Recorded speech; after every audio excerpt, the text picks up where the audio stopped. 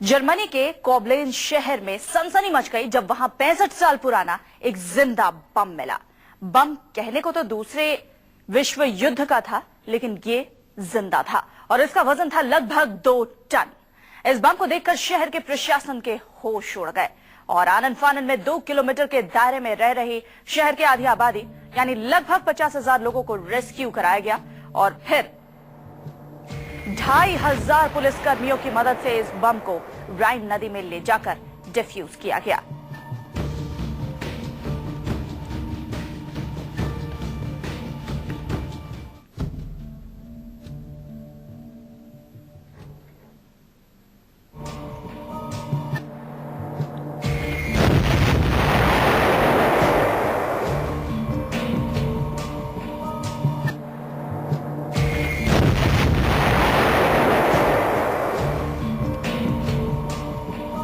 ये आपको हम राइन नदी की तस्वीरें दिखा रहे हैं। ये है वो 2 टन वजनी बम जिसे राइन नदी में ले जाकर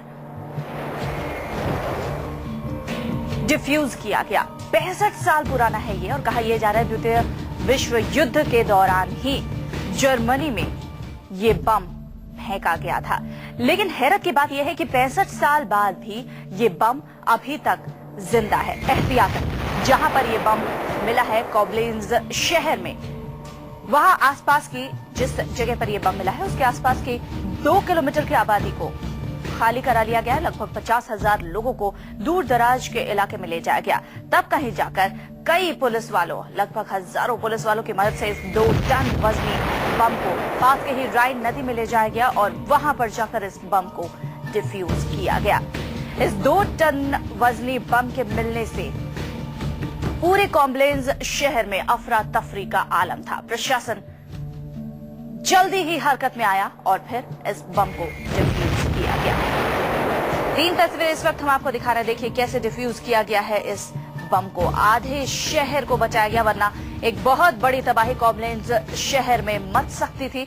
जर्मनी का है यह शहर जहां पर देखिए कितना बड़ा है ये बम, 2 टन इसका वजन है। और उससे भी हैरत की बात तो यह है कि ये 65 साल पुराना जिंदा बम है, यानी कि 65 साल से ये बम जिंदा इसी इलाके में इसी तरीके से रह रहा था और इसी बम के ऊपर कोबलेन्स शहर की आधी आबादी रह रही थी।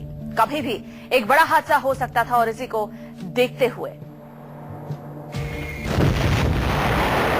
आधे शहर को खाली करा लिया गया है, आधे शहर का रेस्क्यू किया गया है और उसके बाद इस 2 टन वजनी जिंदा बम को पास के ही राइन नदी में ले जाया गया और वहां जाकर इसे डिफ्यूज किया गया।